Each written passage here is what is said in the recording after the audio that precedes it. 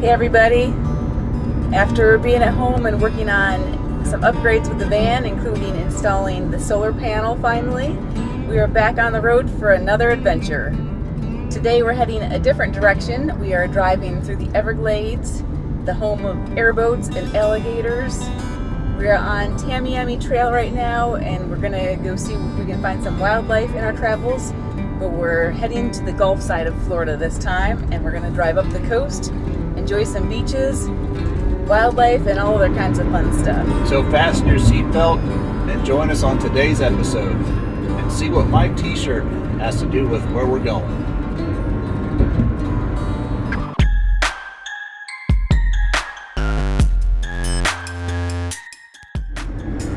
So driving on this road, the Tamiami Trail, has already been pretty cool. We've seen a bunch of alligators. There's water all along the road as we drive.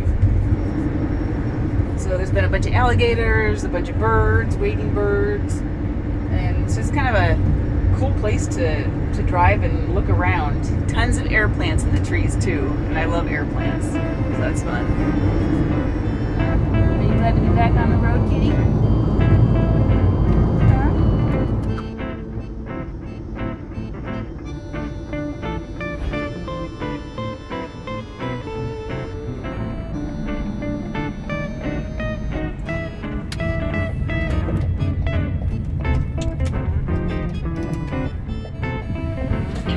Then your destination will be on the right. Thanks, lady.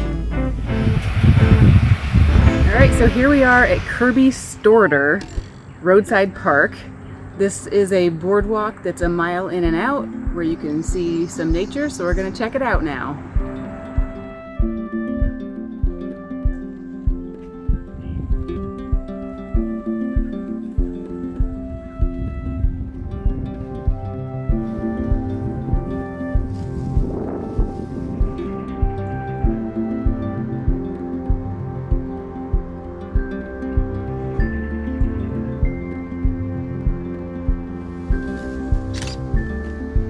Air plants. You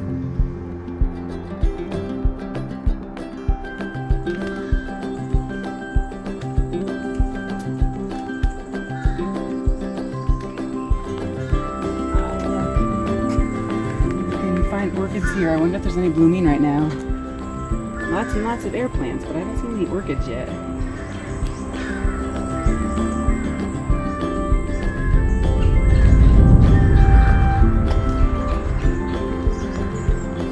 Oh, look, there's a baby alligator. Oh, and another one. There's two.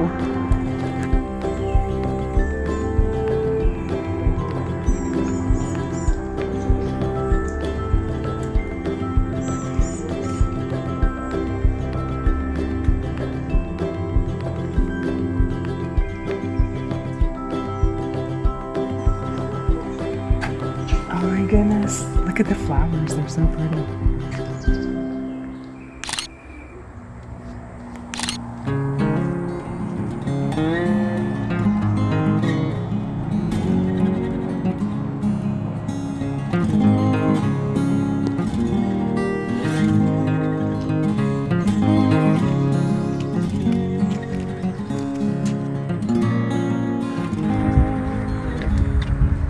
So as I was walking here, I was really surprised to see all these cypress trees that are tiny.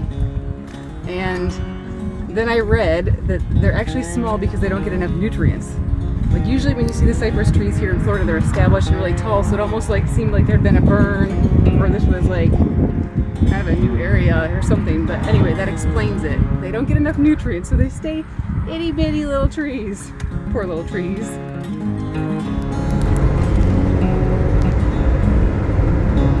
It's a hot one out there, folks.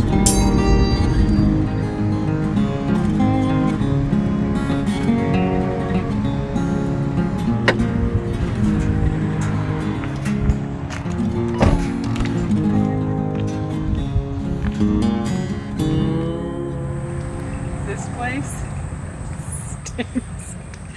You can smell the outhouse things there. We're downwind on a hot day of that. That's not so pleasant. Now we're at H.P. Williams Roadside Park. They like their roadside parks here in the Everglades. And we're on this 650-foot boardwalk. Maybe we'll see an alligator or something else.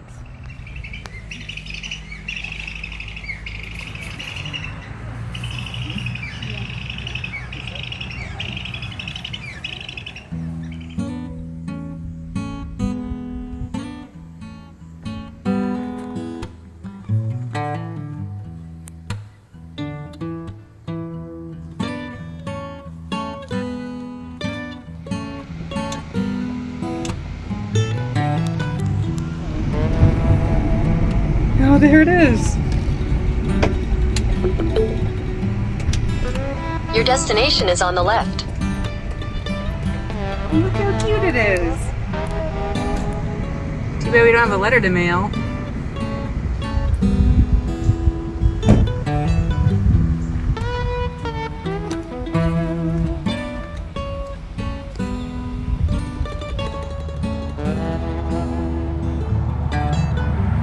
So this is the Ochopee post office on the Tamiami Trail. It's the smallest post office in the United States, and it's adorable.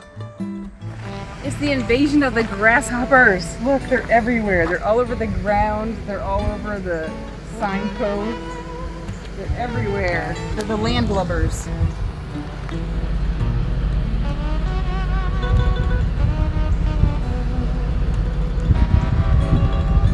So it's pretty funny that Steve did not plan his outfit today. I don't even know if he knew we were going to the country's smallest post office. But now you understand the significance of my t-shirt.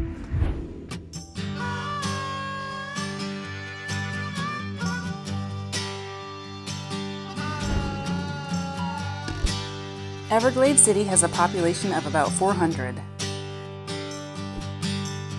Until 1929, it was only accessible by boat. We didn't really have anything planned to do here and were limited on time, so we did a quick driving tour of the area.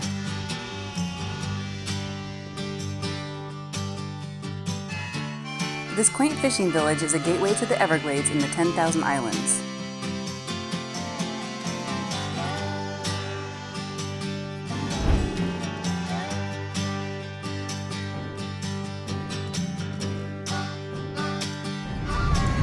As you'll see, there's some nice bird poop on our window. We have no idea really what we're doing here, but it's this tiny little place.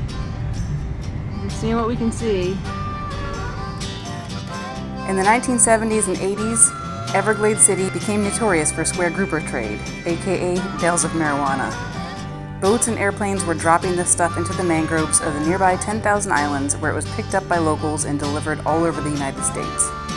That era came to an end in the 1980s with Ronald Reagan's war on drugs.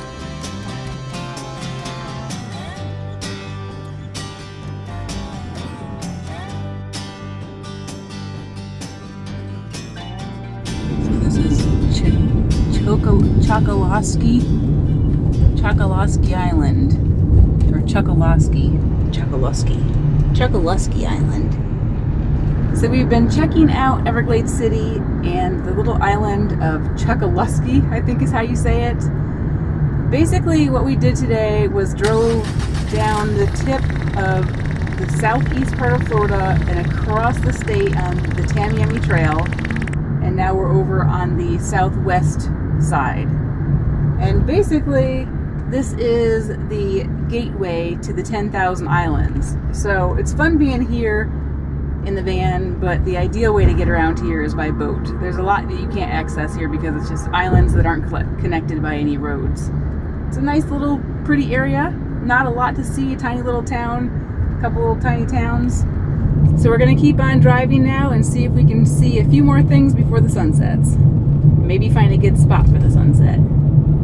So the funny thing is, that parking lot, I'm pretty sure, is one that I saw in iOverlander. People have stayed there overnight before, but now the status has changed, and obviously there was that sign saying you can't park there overnight. We had been scoping this area out, trying to find a good place to park overnight. Thankfully it worked out that it's not the end of the day. We're going to keep going. We think we found a place that'll work up on Marco Island. So that's our final destination for tonight.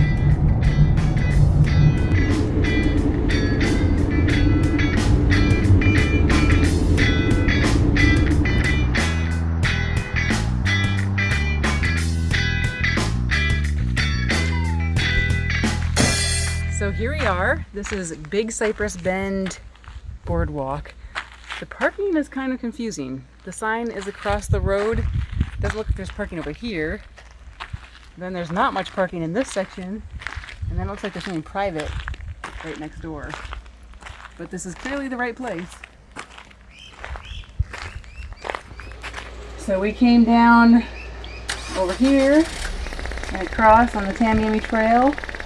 And now we're somewhere right in here, I think. Well, actually, maybe 17. Yeah, the Fakahatchee Strand Preserve. Right here.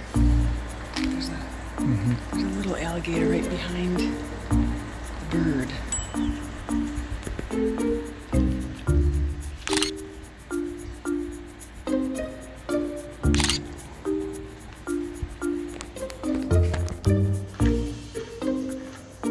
I'm gonna let Audra go first.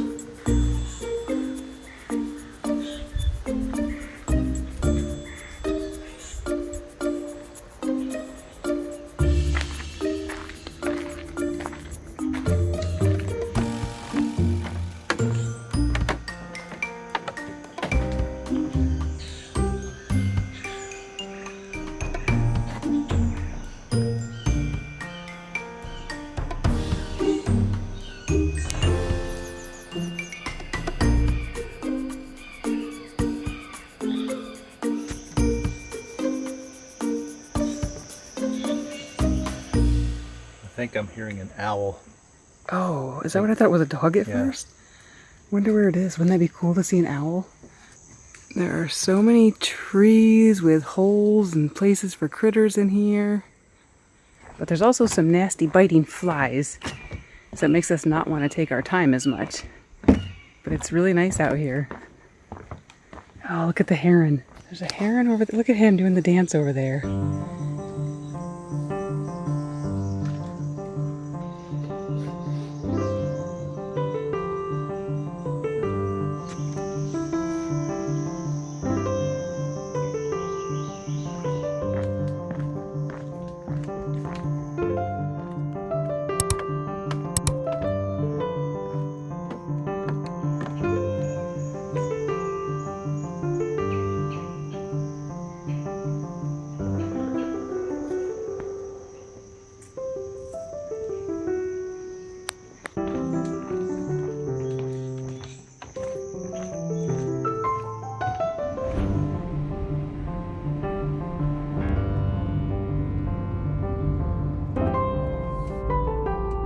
It was getting late, so we found a spot to pull over and make a quick dinner just before arriving at our overnight spot in Marco Island.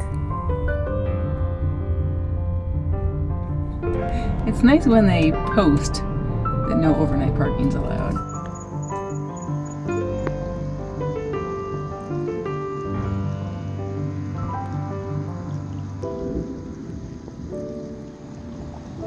Well, Grace got her entertainment for the evening. Right, baby? What are you doing? She was checking things outside. Oh, are you tired, kitty? Rough day. So we had a nice fun day of hiking. So running a little bit late. So we're just gonna have some cold cuts left over, some ham, and some roast. But we are gonna have some carrots to try to have at least somewhat of a healthy dinner.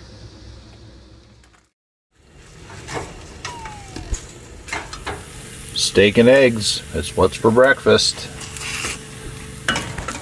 Hi, baby. Breakfast is served. Thank you, cook. So last night we pulled into Marco Island after dark. We found somebody online that let us park in their driveway for the night, which was really nice. So thank you, Thomas, if you're watching. That was so nice of you. For those of you that follow along, you know we like to do things on a low budget, as low as possible. So yesterday, as we made our way over this way, all the places we stopped were free. Then we got the free parking last night. Today we've been driving around Marco Island, and we are finding that it's not super RV or van life friendly. There are signs clearly posting that you can't park on the street or overnight park. And then in doing research, I thought there were some places with beach access with free parking, but we got here and found that all the parking lots charge $10. So that's a nope for us. A little bit more than we want to pay, especially if we're only here for the morning. So right now we are going to figure out what's next. I think we're going to look for a spot to do some work and then get on with our day. Before we do that, I'll show you my new shirt. What do you think? It's a little silly. It was a thrift store find. Goes along the vein of us trying to save money. Recent trip to the thrift store, we found a few new things. It's just crazy t-shirt day, I guess.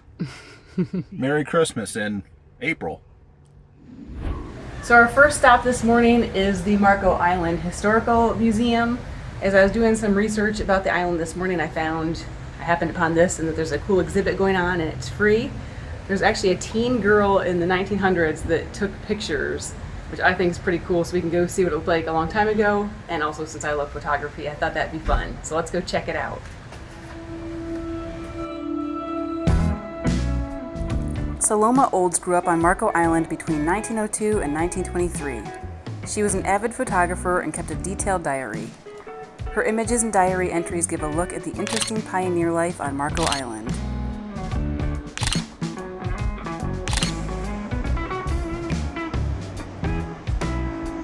The museum also has a permanent exhibit depicting the life of Southwest Florida's Calusa Indians who first lived in the area.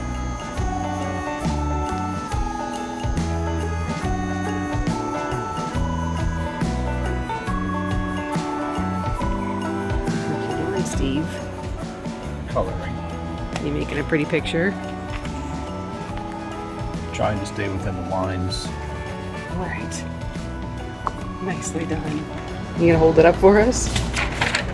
Oh, nice job, Steve. Look at this. That's what I like to see. Shells. All these shells. So it's an example of the mounds that are found here on the island from inhabitants.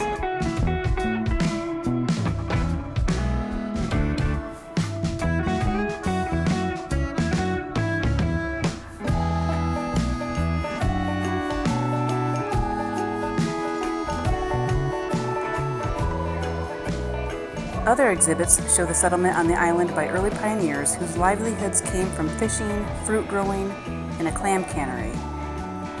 And it documents the island's explosive growth and development in the 1960s.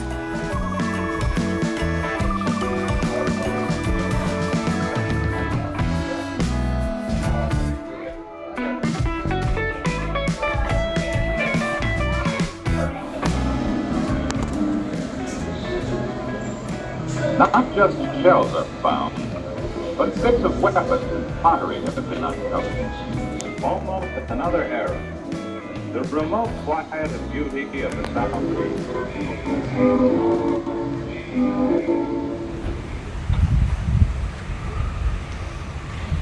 That was a neat way to learn a little bit more about Marco Island. Look, a photo spot. Let's go see what it is, shall we?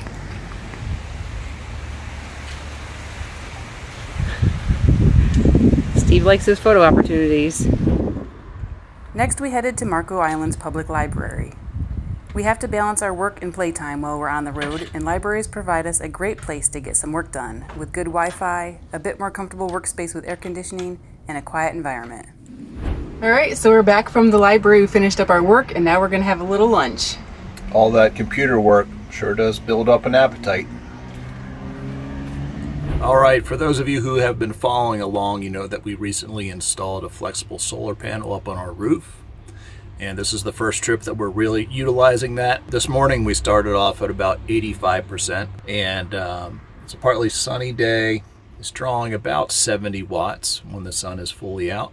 And I think it's been about 4 hours since we plugged it in, and I think we're back almost to 100%. So it's nice that it's working. It's nice that we don't have to rely solely on the van's alternator to charge it.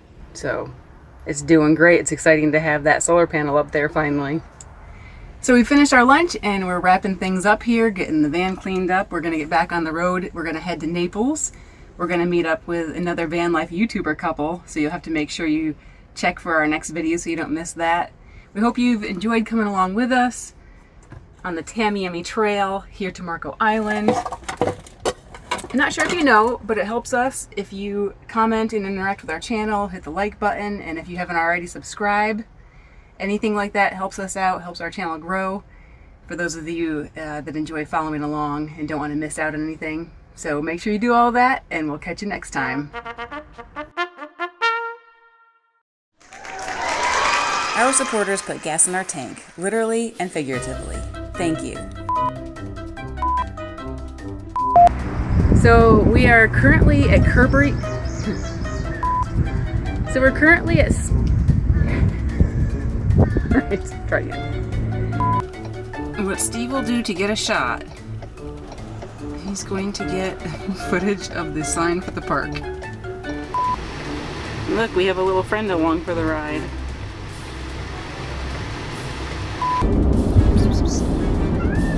What are you doing? What are you doing, huh? Are you glad to be in the van again today? Glad to be on another trip?